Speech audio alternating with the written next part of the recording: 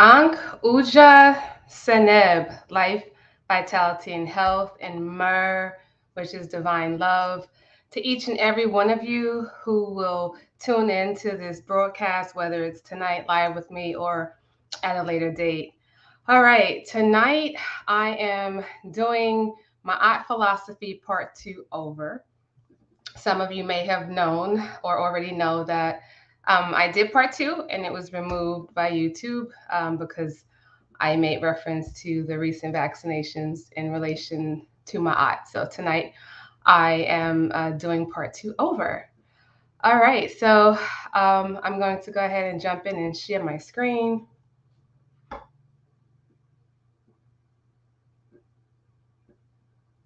So let me share my screen like I always do so you can jump in and see the footage.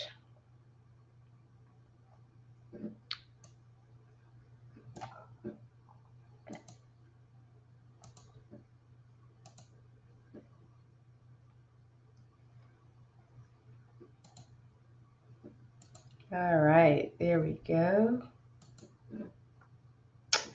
All right, so this is part two, the remake of part two, and so tonight we're going to be going over.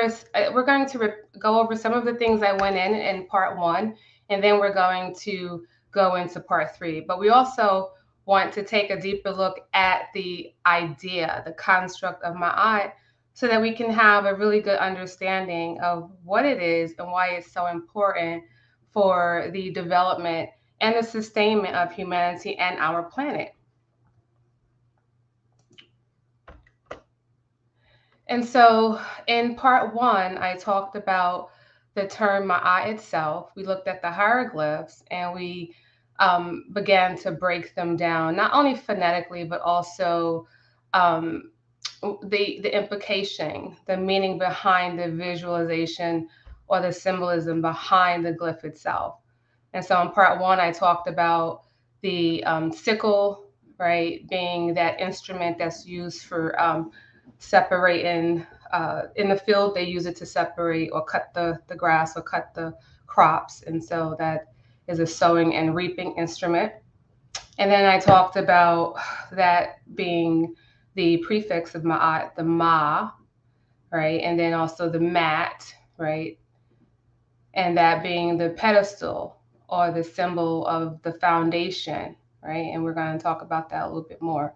And then we talked about the bun, the tea, which is also symbolic of sustenance, which is what Ma'at offers us when we are in alignment with Ma'at.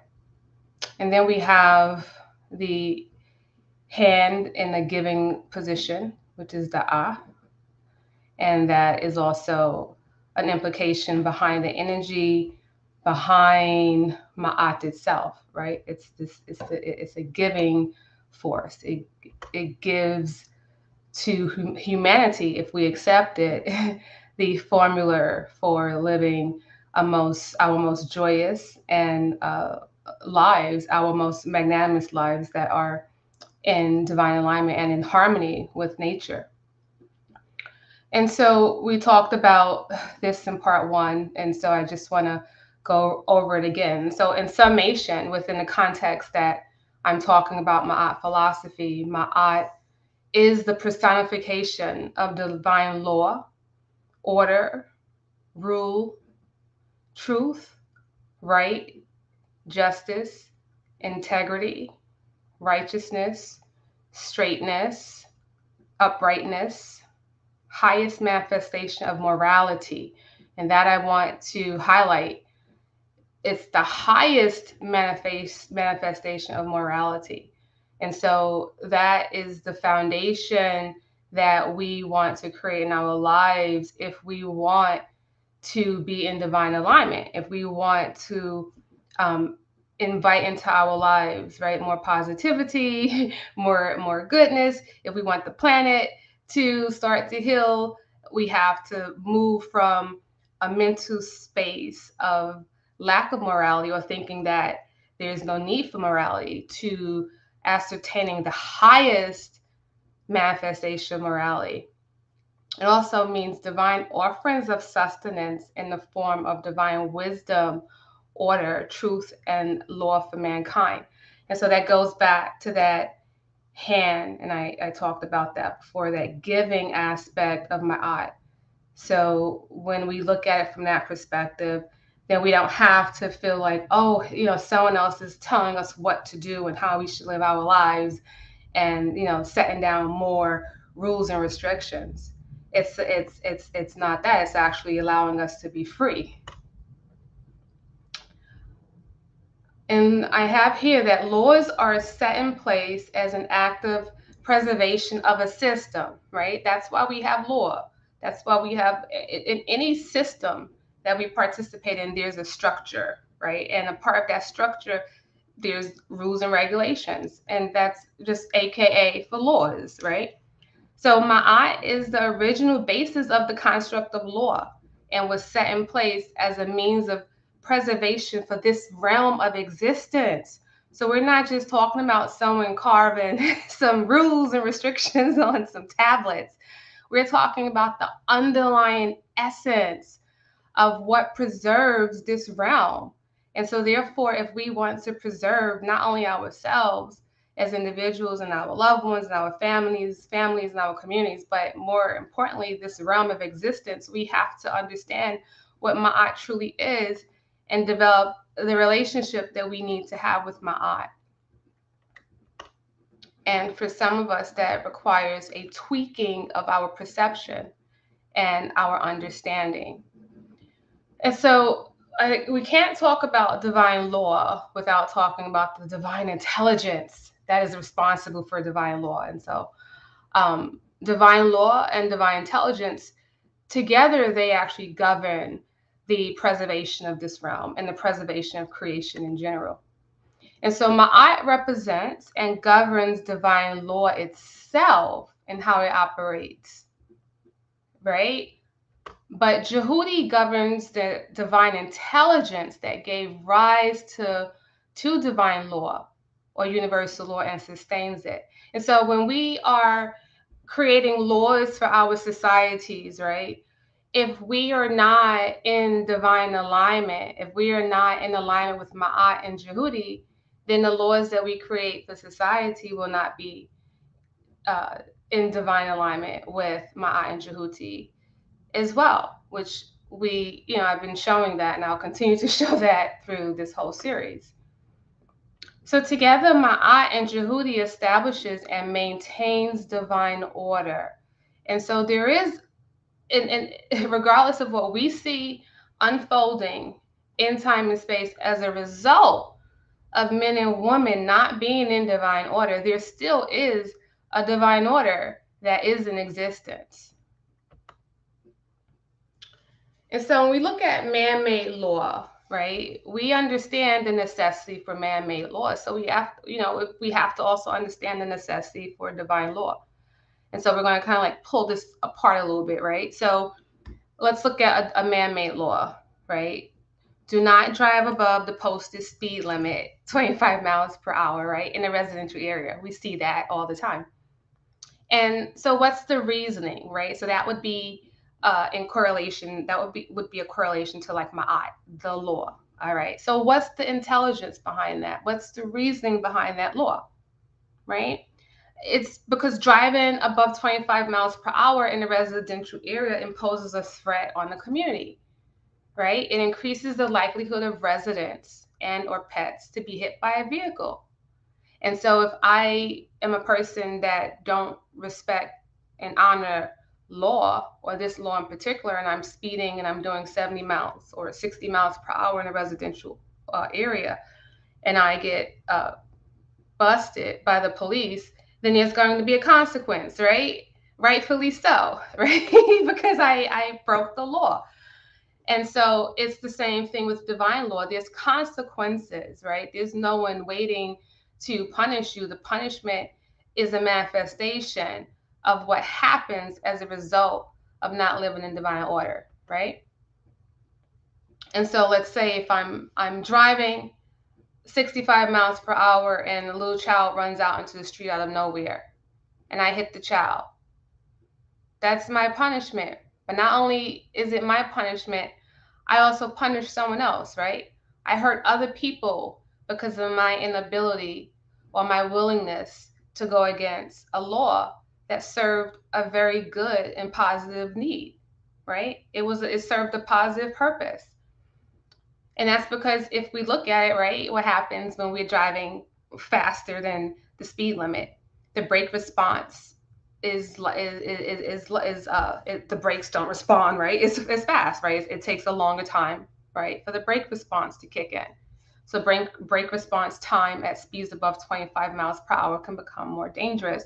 It's harder to stop, as quick as you need to. Children may be playing or suddenly run out into the street, like I gave that example. You may hit joggers or pedestrians. Pets may suddenly run out into the streets, right? So people who came together and wrote this law, they used a certain level of intelligence.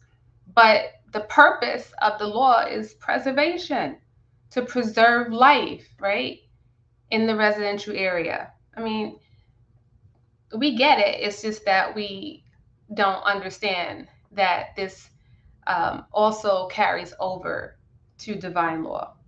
So the process by which we make man-made laws stem from the constructs of Ma'at and Jehudi, whether we know it or not, whether we believe it or not.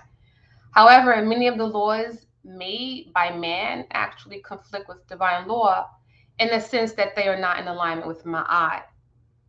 And since I'm doing this over, I don't want to kind of like talk about the future talks in this series because I don't want to spoil it for those who haven't gone past this one yet. But you will see as you continue to listen what I'm talking about. There are some laws that are in place that strictly go against divine order or the laws that would fall under Ma'at. And that's simply laws that preserve life, progeny, health, joy, peace for all, not just for some. All right, so I just wanted to also reiterate the 7 main principles of Ma'at, right? Truth, justice, balance, order, compassion, harmony, reciprocity. And so these tenets are the basis for the protection of planetary progeny, peace, and rightful enjoyment of life. So when we look at Ma'at philosophy and the laws that come out of that, that's the purpose that they serve, right? It's planetary progeny, peace, and rightful enjoyment of life. And so when we look at those 7 principles, we want to kind of like understand what some of them mean within the context that we're speaking. And so I want to kind of like look at this construct of truth and challenge it based off of higher ideologies, in comparison to Western ideology. And so I have here this saying: when isfet or chaos has become the nature of our programming, divine truth, divine order, and divine law, Ma'at, seems absurd. And what am I saying? I'm saying we're living in a matrix that has been put together so well that when we start trying to pull it apart and expose divine truth, it seems absurd to most people. And many people reject it because the matrix just feels so real. And for some people, it feels so good. And so we have a major task when we're trying to get humanity to plug into divine truth and to plug into Ma'at, not just hear it, but to begin to live it. And so when we look at truth according to Western ideology, what do we have? What do we find? So just from their standard dictionaries, the Oxford Dictionary, truth, right? It starts out as the quality or state of being true. Okay, so then we got to go look at what true means, right? Because that's not helping us. And so then they say that true, right? They define true as in accordance with fact or reality. Being in accordance with the actual state or conditions, conforming to reality or fact, not false. For example, a true story. or real, genuine, authentic. And so I have a little problem with this, especially within the context of Ma'at, because we know that in Western ideology or in the Western world, people have presented things under the guise of facts, right? Scientists. And then later on, they found out, oh, that wasn't actually factual, right? But it was considered the truth. The truth. So in this context, it would be considered the truth. And so therefore, truth or true within this context is not absolute. And that is not how truth is defined from the highest perspective or the highest ideology or way of thinking and understanding, right? Also, reality, it says in accordance with reality. What if someone's reality is skewed, right? Then is it true? Like my reality and someone else's reality, maybe they're different, right? There's like this picture going around where it's like some people see it and the colors look blue and other people see it and it looks yellow or gold. And actually I did it. I can't remember what color it was to me, but it was a different color to someone else. And I was like, no, it's not. It's gold. And they're like, no, it's blue, right? So which one was true, right? Or which one would fall into the category of being true based on realities, two different realities, right? So that definition does not help us when we are trying to live by truth according to Ma'at. Okay, so we have to get a deeper understanding.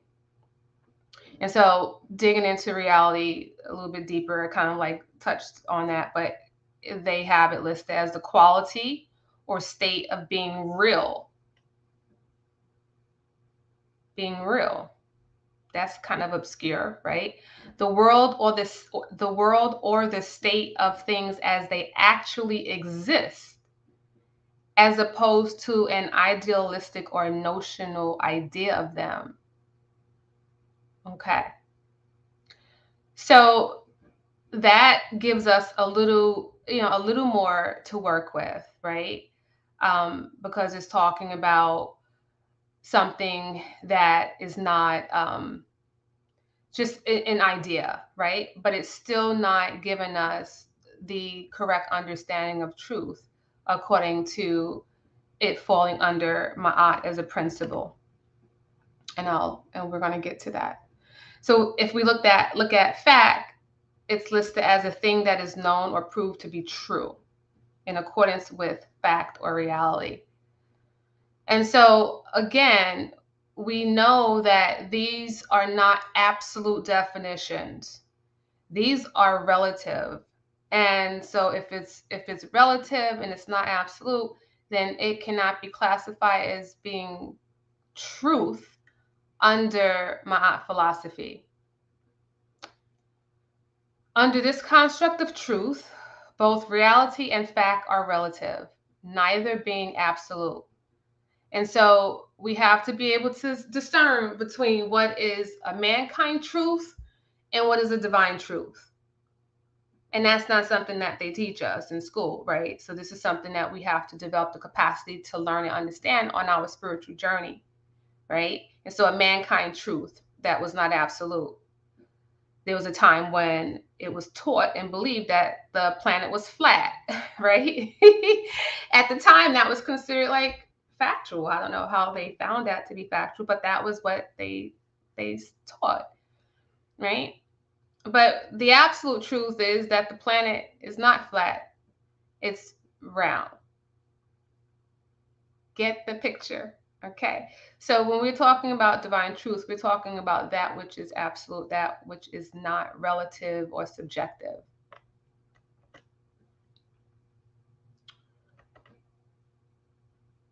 So, and I just said it, I'm jumping ahead of myself. So divine truth, right, is genuine, authentic, objective, and absolute conditions of source, the supreme divinity, Ra. So when we are talking about truth in accordance to Ma'at, this is what we are talking about, right? So when people want to argue and go back and forth, well, how do you know what's truth and what's not truth and blah, blah, blah? This is it. If we are talking about truth within this context, the highest context, then we're talking about that which is an absolute condition of source, of the supreme divinity, right? Like the planet, the creator create the planet, it's round. That's absolute truth.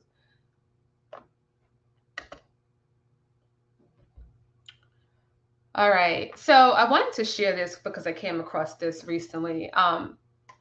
And some of you may know about the Dogon tribe. So the Dogon tribe has an incredibly advanced and accurate knowledge of astronomy and mathematics, which they could not have discovered or developed by themselves, right? So I took this from this website. I was reading this article and I thought, wow, how self-centered this statement is, right? For someone to say that they could not have discovered or developed this by themselves, right? That's someone's reality, that they posted this as if this is truth. And so if I was reading this and I'm not analytical, then I would read this as like, oh, this is, I would probably take this as being truth, but it's not, right? It's hubris. Then the article goes on to say, no one knows where the Dogon tribe originated. Some have speculated that they were of Egyptian descent. Their traditions and folk ceremonies are aligned with the movement of an invisible and yet unknown star, Sirius B, which they knew traveled around Sirius A every 50 years in an elliptical manner, something which was completely unknown to Western astronomers at that time.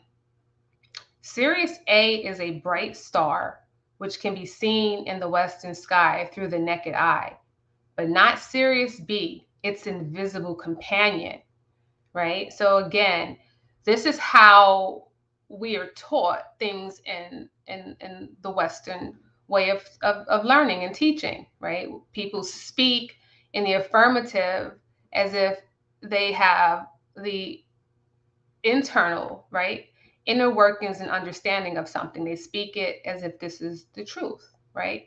Disrespectful, right, to the Dogon people, to assume that these people somehow figured these things out but didn't do it on their own because they didn't take the course or follow the course, right, that the Western sciences follow is absurd. That's absurd.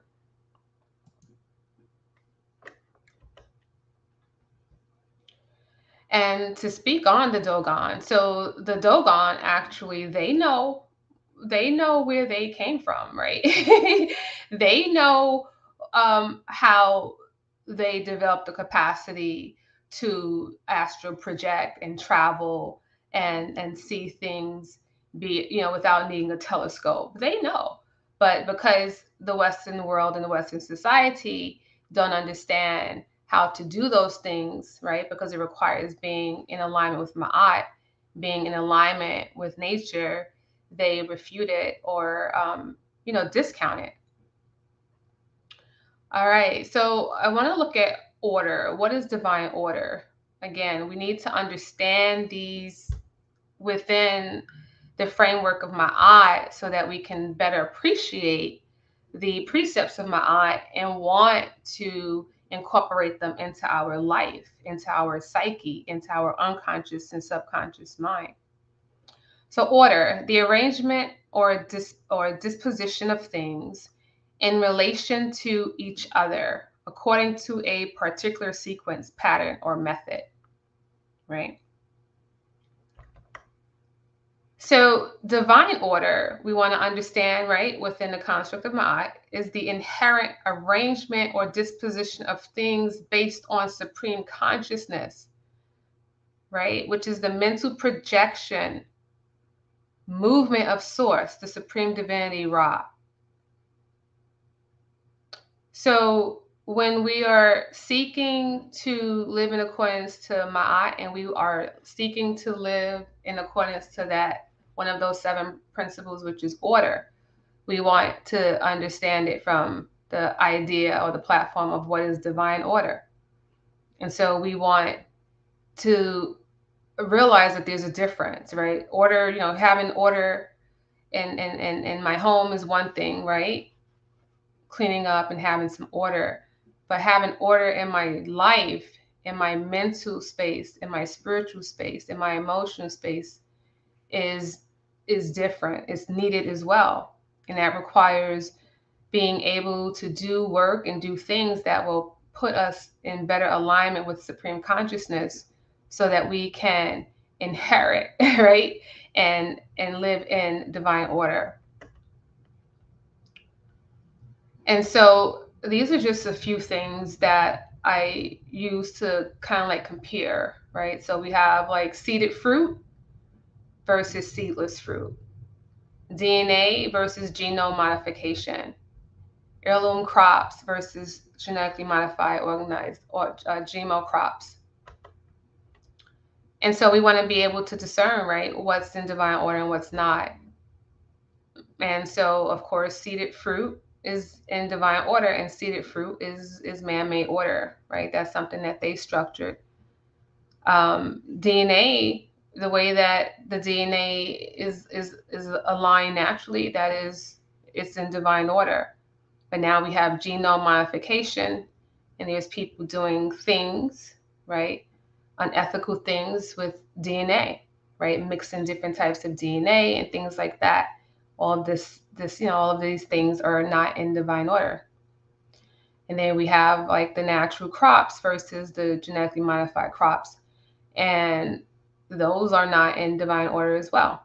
And so when you look at the things that we create based on our understanding of order, they typically have a negative side effect, right? So seedless fruit, genome modification, right? Genetically modified crops, those things are actually having adverse effects on us as a people and the planet.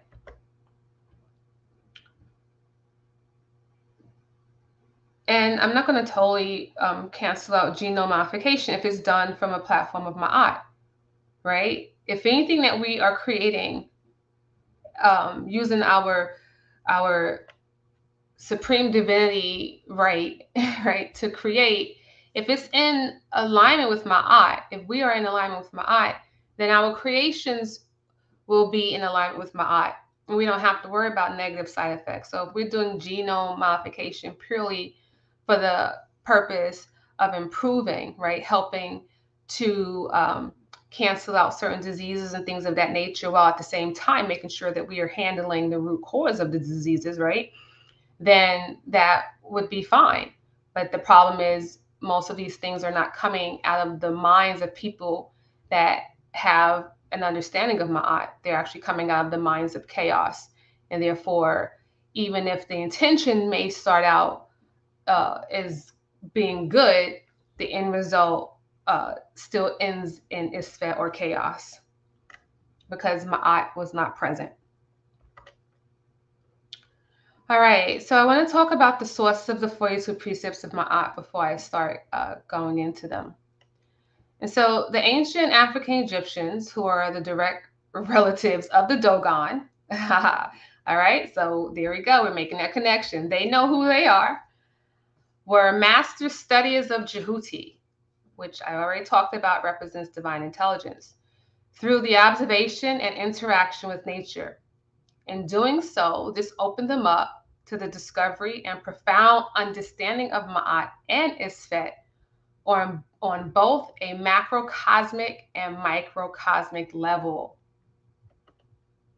As a result, prior to outside invasions, their leaders were spiritually advanced, making them astute leaders with the ability to form and lead societies in relative peace and harmony for well over 10,000 years. All other subsequent societies that lack such leaders have fallen into ruin within a fraction of that time. Excuse me. Let's see.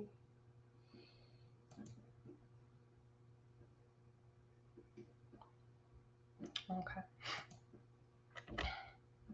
The basis of their unprecedented success as a society was Ma'at, alignment with divine law and order that supports planetary progeny, peace, and rightful enjoyment of life, as opposed to planetary dissolution, suffering, and destructive enjoyment of life, right? I mean, I can't emphasize that enough. There's a difference between rightful enjoyment of life, right, as opposed to destructive enjoyment of life. And as I continue to go through these series, I'm going to be clearly pointing out the two, clearly delineating between the two. The precepts of Ma'at varied in number and in variations over the course of ancient African Egyptian history. The precepts were sourced from the spiritual leaders of society who were in touch with divine intelligence and divine law and order as a means to promote Ma'at as a way of life.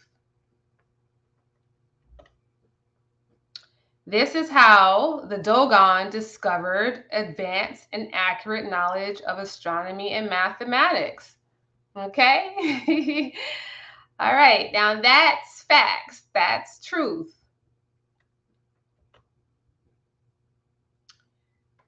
Discovering divine truth and divine order. Divine truth can be discovered through the study of natural order or law found in nature. Divine truth and order can be discovered through connecting to supreme consciousness. A great way to do that is through fasting and meditating, reflecting, praying, etc., yoga. Divine truth and order can be discovered by experiencing the supreme divinity in formal and informal meditation. Oh, I jumped the gun again.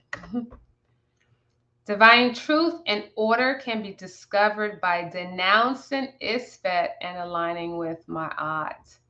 And throughout this series, I will again be highlighting Isfet and the many ways in which we have aligned ourselves with it. All right, so the 42 precepts of Ma'at come from the Papyrus of Ani. These are the precepts that I will be translating in this series. The Papyrus of Ani is a papyrus manuscript in the form of a scroll with cursive hieroglyphs and color illustrations that was created circa 1250 BCE during the 19th dynasty of the New Kingdom of ancient Kemet or Egypt. It was written by the Kemetic scribe Ani of Waset. This is not believed to be the first or original instruction given to society on the basis of Ma'at philosophy. As society changes, the need for modification or modified instruction becomes self-evident. The Ten Commandments is an example of this, however, very much watered down and reduced. 42 precepts based on hieroglyphs. That is what I will be interpreting. Proposed modifications for present times in respect to the judge and his or her ordinances. I will be making proposed modifications. So in the very last talk in this series will be the one in which I propose the modifications, and I'll be replacing those precepts that really do not really don't make sense for us in this day and age. They just don't apply to society today. But we definitely have a need for some other precepts to take their place. All right, and before I go into looking at the Papyrus of Ani and starting the translation, I want to open with a Hekau or Hesi out of respect for those that came before us and wrote the Book of Coming Forth by Day. Duara keft ubenef ima karapade impet anatejra ke itim kepara ke mam neteru. Duara keft ubenef ima karapade impet anatejra ke itim kepara ke mam neteru. Duara keft ubenef ima karapade impet anatejra ke itim kepara ke mam neteru. Duara keft ubenef imma karapade impet anatejra ke itim kepara ke mam neteru. Dua for the words. The medu neter.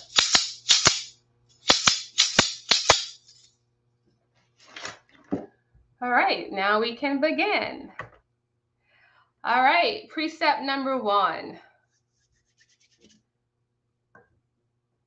All right, we have an, which is no or not.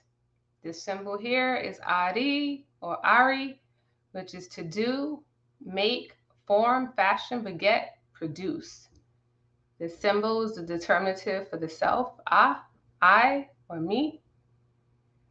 Asfetu, crime, wrongdoing, iniquity, immoral or grossly unfair behavior, impropriety, which is a failure to observe standards or show due honesty or modesty, improper language, behavior or character, wickedness or vice.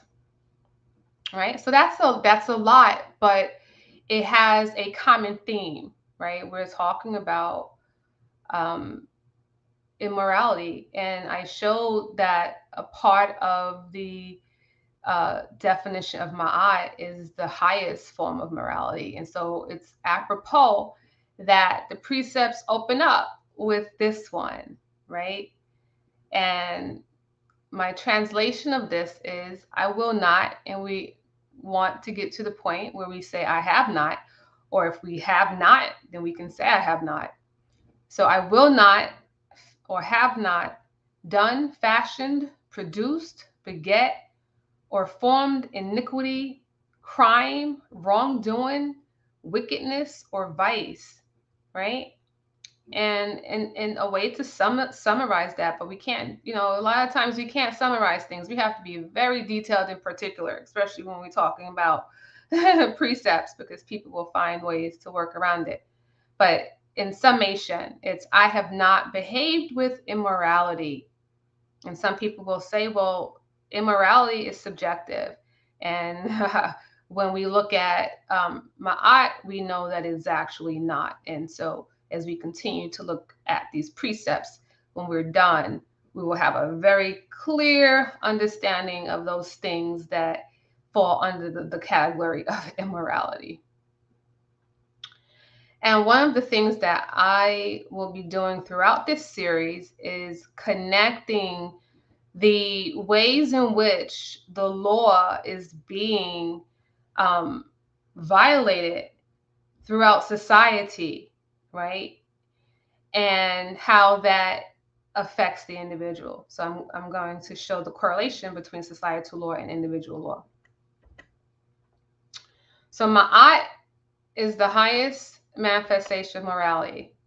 And so let's look at morality. So morality is the code of ethics that helps to shape positive thoughts.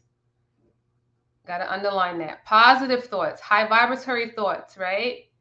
Beliefs, emotions, desires, speech, perceptions, and actions, behavior. Oh, I love this, right? Because that means anything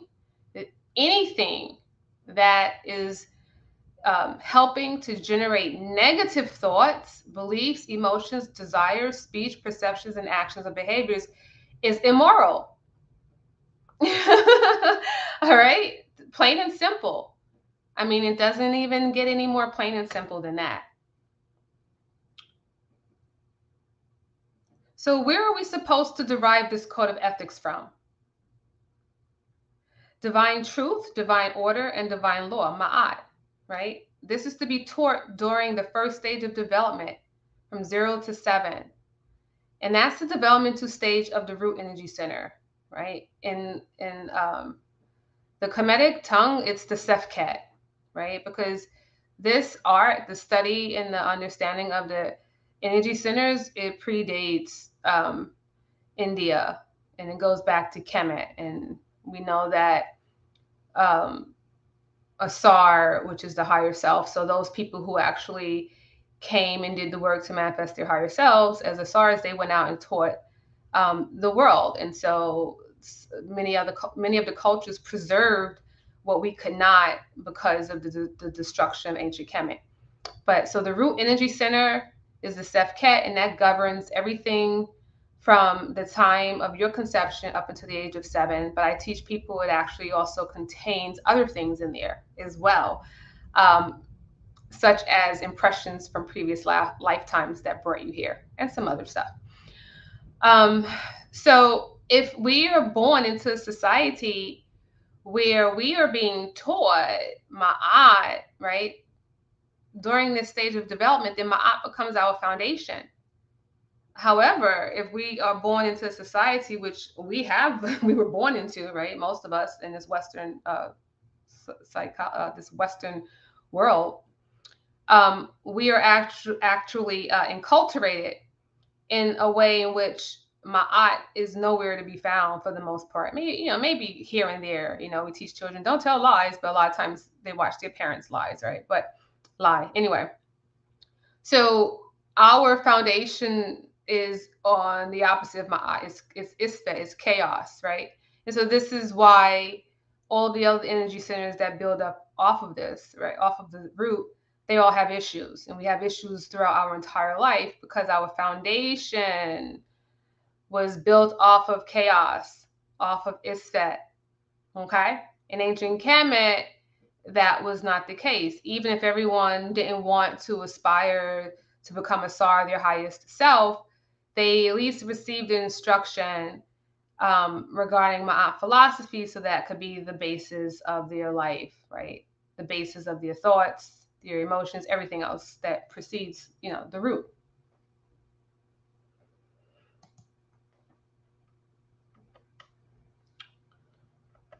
So I want to show how society, right, is infecting the children, right, between the ages of 0 to 7 with things that are everything but Ma'at.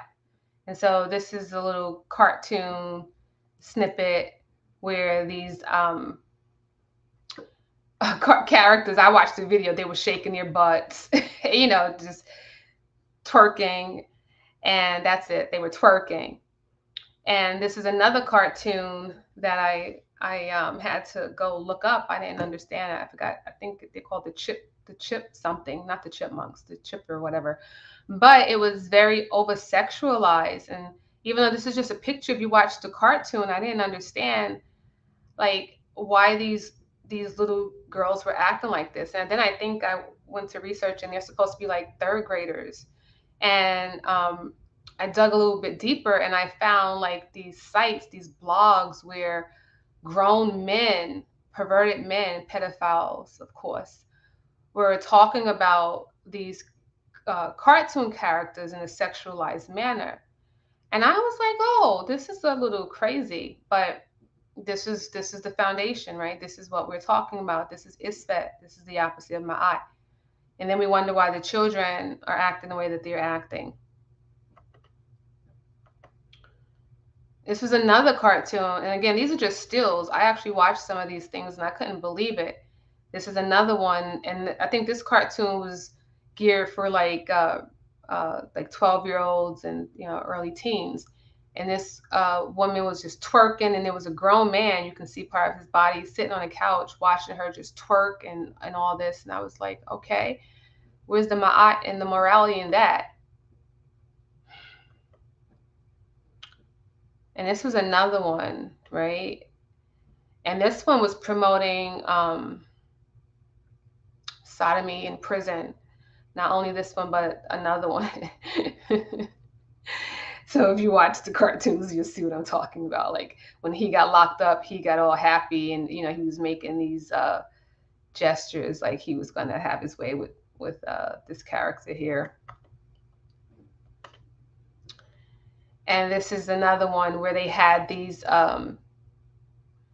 little girl characters dressed in these outfits, and they were in this scene they were dancing and kicking their legs up. And here you have a grown man just clapping and watching them. But it was very sexual in nature. And that's why when I dug further, I found, like I said, this whole I don't know what you want to call it, but there's this whole movement or whatever of grown men that are getting off on these little girl cartoons. Well, there's little girls watch them, but apparently they're for grown. Apparently they shouldn't be there. Period. I don't know what I'm saying. All right, here's another one, right? That was promoting sodomy and rape, right? And when I watched this one, this little monkey got locked up, and they were, he was, I can't remember what he said, but it was something about being afraid of being sodomized by this character. It's crazy. I'm laughing at it, but it's just sad. Oh, and this is another one. Yeah, these things, they were like hot dogs or something. They were shaking and gyrating their butts, and they kept growing. And you see this one, I caught a still of him slapping it, and they were smacking each other's butts and all that, being really, really sexual.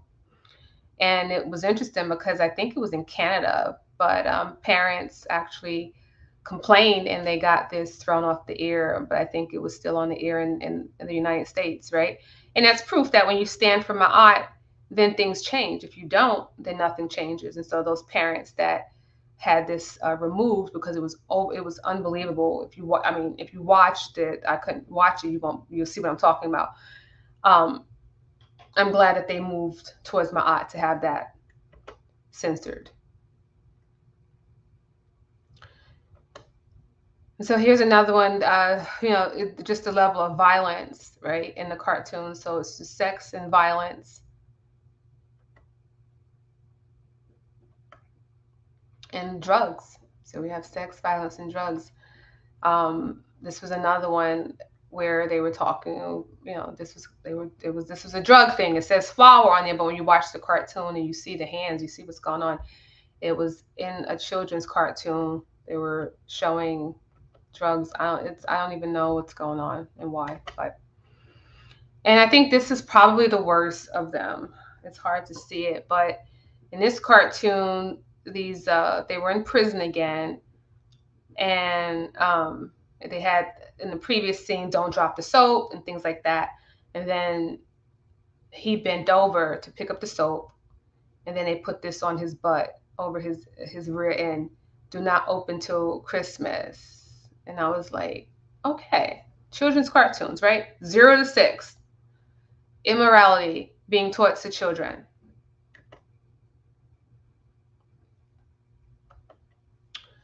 So again, I like to make the connection on a societal level. So we have things that are being created for children. That's just a drop in the bucket, that are definitely not setting them up with a good foundation, not, the foundation of Ma'at, which leads to the rightful enjoyment of life, right? Better health and protection and so forth like that. All right. Precept number 2.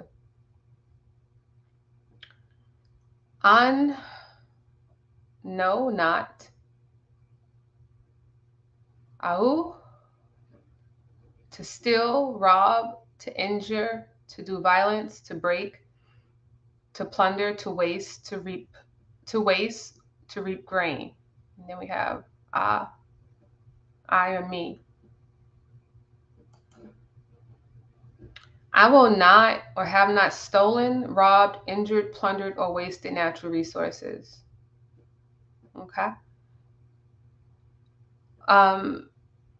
And that's a very important one, because there's just so much going on in the world today where people don't have enough resources to survive. And it's not because the planet cannot sustain us. The Creator gave us a planet that can sustain us. It's the greed.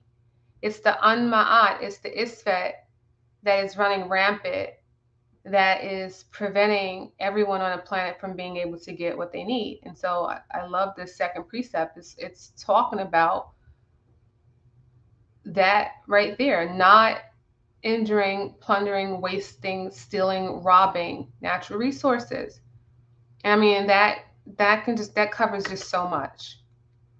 But again, on a societal level, are we doing that? Right? So then it makes it more difficult to do it on an individual level, right? Just like the previous precept on morality. If society isn't making that the basis, then it makes it difficult for the individual, right, to live within the scope of morality, in the scope of Ma'at. And so I just want to look at this. So the world's 15 biggest landowners, collectively, they claim 7.8 billion acres, right? I don't care if they paid for it or not. That's theft. Because the land, the earth does not belong to any one person or any two or any collective. The planet and all of its natural resources is here for everyone on it. And so even though we set up a system that's based off of Isfeng and chaos, right? It's not a system of Ma'at that allows people to buy, right? Purchase 7.8 billion acres and not even use it to feed humanity, even though it's allowed in the society that's a part of, the system. It's not Ma'at. It's not in divine order. And so that's a problem.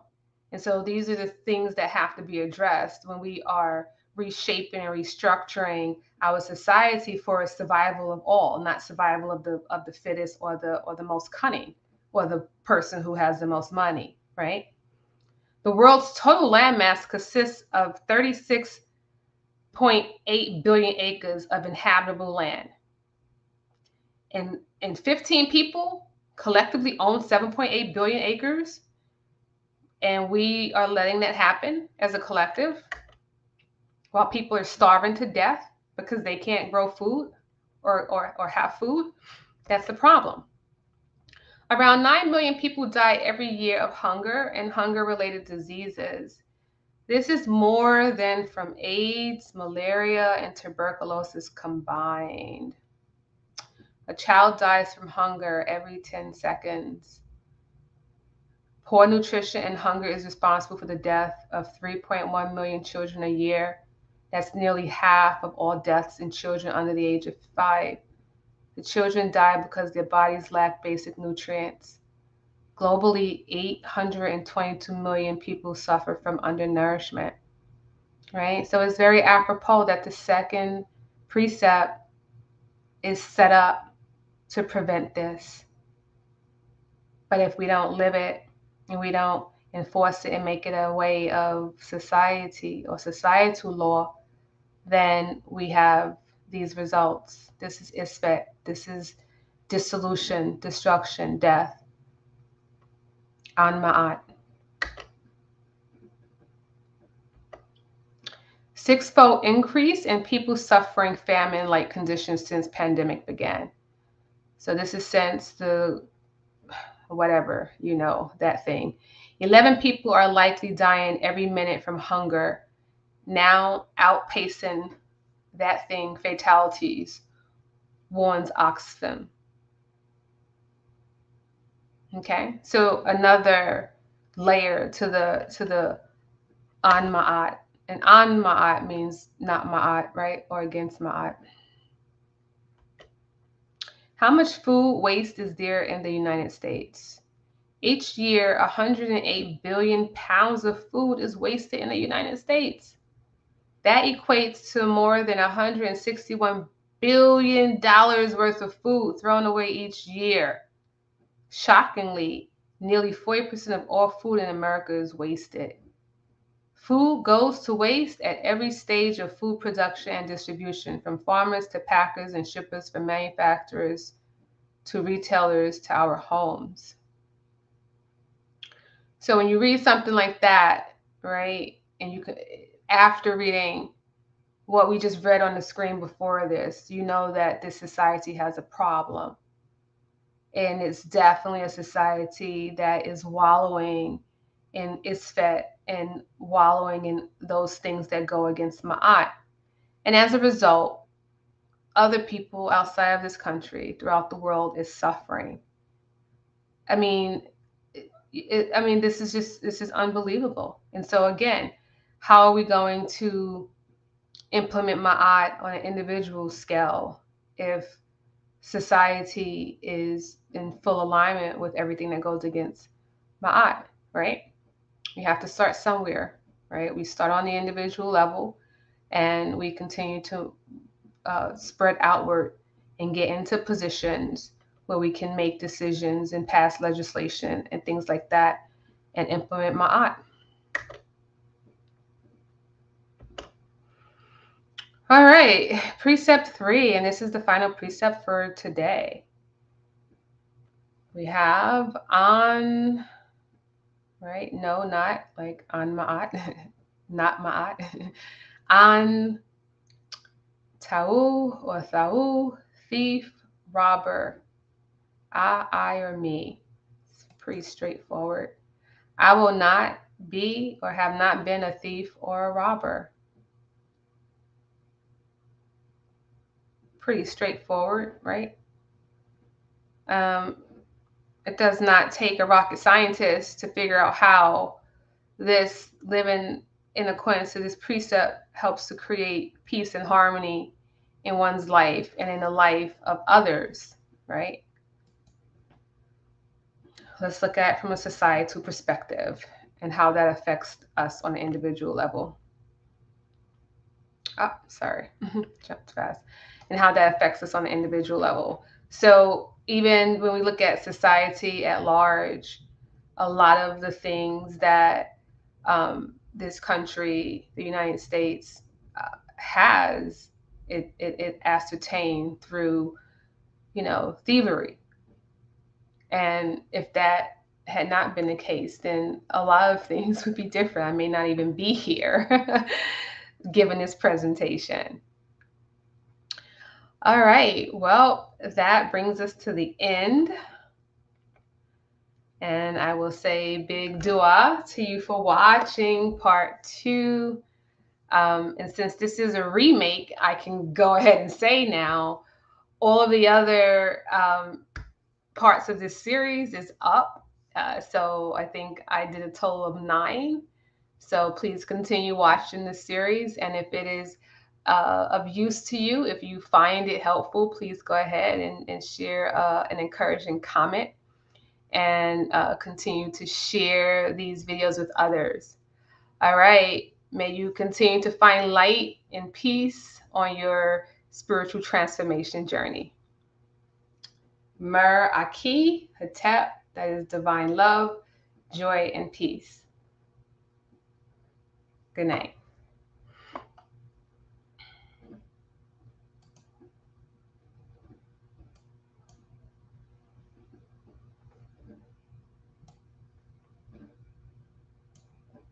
All right, let me come over here and see what I got before I say good night, see if there's any comments. So I usually sometimes just end the broadcast, but I see there's some people on. If there's any questions, you can post it in the chat and I'll respond. Oh, I got some. I didn't advertise this live, so it's nice to see that people found it and joined it. Good to see you, Doc West Valerie. Dua for joining. Greetings, a set first time watching live. Dua, is that Haladred Selassie? Dua for watching. I hope you enjoyed it, and I hope you watched the other series as well. All right, Tai, Carter, Dua for watching. Hotep.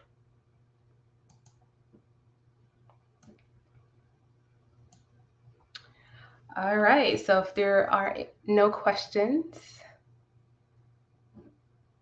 I will go ahead and conclude. I got everyone can see that. I dragged it over there. Sorry. I will conclude tonight's talk. Hotep.